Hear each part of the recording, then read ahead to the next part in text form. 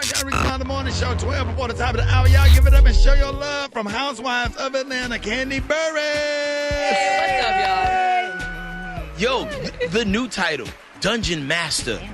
You are the first person to ever call me a dungeon master, but okay, I'll take that. You know, You gotta own it. You know what? I don't think anybody can say that. You know, I'll be the first to say, yes, I am now a sex dungeon master. But here's the thing. All right, so everybody knows you just wrapped up your wildly successful dungeon tour, but next year we should expand it and call it Coachella. Like, we can have a dungeon tour that is big as Coachella. You know what? It did inspire me a little bit, Coachella, because you know how people come to Coachella and they dress up in all these crazy outfits? Yeah. We just dressed like me. I was just going to say that. Listen, some people dress like you, but some people wear like some really like crazy over the top stuff. And so I wanted everybody to come to the dungeon party dressed in something crazy over the top. The first dungeon party that we did in Atlanta, there were people who came, but they were like almost completely naked, some people. But then there were other people that were, you know, covered up. I always say, just be your alter ego. You are owning this lane because there's nobody of color that's really kind of running with this the way you are. Listen, on our TV show, you know, that whole sex dungeon thing became like this whole crazy negative thing. And I decided to just flip it, make it into a positive, and make a good bag off of it. So welcome to the dungeon tour aside. You know what I'm saying? Like, you know, Real Housewives of Atlanta just wrapped another successful season. You had a 3-part epic reunion show. Yes. What are your takeaways this year from the season and the show? My takeaways are it was interesting.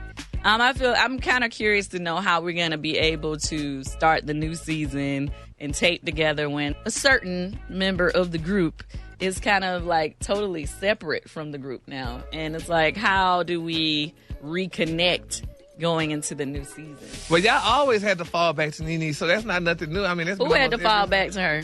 Well, most of the cast. Well, I'm new to this. Child, she had to fall back to us. What are you talking about? Now, is NeNe the member of the group that you're talking about that's separate from everybody? Yeah. Okay. Well, Gary always talks about on the show, he feels as if like, and you know, I'm new on the show, so this is my first fallout. Well, baby, when I fall out, I don't fall back in. It's real different for me. Yeah, it's hard for me to fall back in, too. You know, it took me a long time. I can see that. Gary's always talking about how, like, he feels like everyone caters to her, and, like, everyone is like, it makes him so mad. I agree with you on that, but here's my thing. So last season, anytime you get ready to say something to her, everybody's like, well, she's going through so much and what she's dealing with her husband. Now, it is a lot going through. It is a whole lot. You know, dealing with your significant other having cancer. Now, I'm not going to take that away from her, but you even being mean to him, so it's like, girl, like, I'm over it by now. Like, I'm trying to be nicer this year, and I just feel like, why?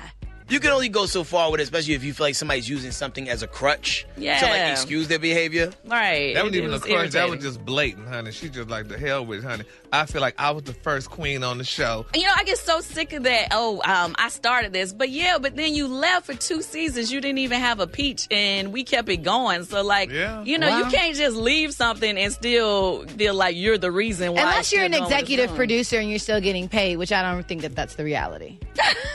Right? I mean, I was just wondering. No, because any show that I've ever done that I created, I definitely produced. Right. And there was no production on here. I feel you on that. Okay.